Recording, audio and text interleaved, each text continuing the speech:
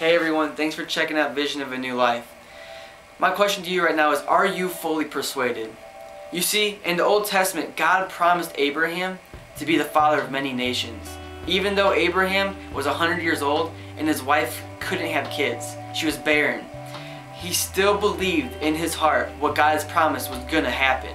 You see, Abraham stood firm to what God promised, and he did not falter, he didn't waver, he didn't go through unbelief. He said, I am fully persuaded that this is going to happen. And guess what? He did become the father of many nations. It says in Romans 4:20 through 22, it says, Yet he did not waver through unbelief regarding the promise of God, but was strengthened in his faith and gave glory to God, being fully persuaded that God had power to do what he had promised. This is why it was credited to him as righteousness. You see, right now in your life, I want you to ask yourself, am I fully persuaded on what God promised in my life? Am I fully persuaded on what this word says for my life? You see, so many times a lot of things don't happen because of our unbelief. So many times we don't really believe that God's going to do what he promised that he could do.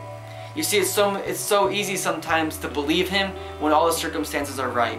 But when maybe your wife is barren, or you're 100 years old and you feel like you can't do it, that's when we stand firm and say, you know what? I am fully persuaded that God's going to do what he said he's going to do in my life. So right now I believe in your guys' life and in mine that what God has promised to you by him sharing with you or by his word, the things that he has promised you are going to happen. It says that they will. He's going to complete a good work in what he started. So my encouragement to you is, do not live with unbelief.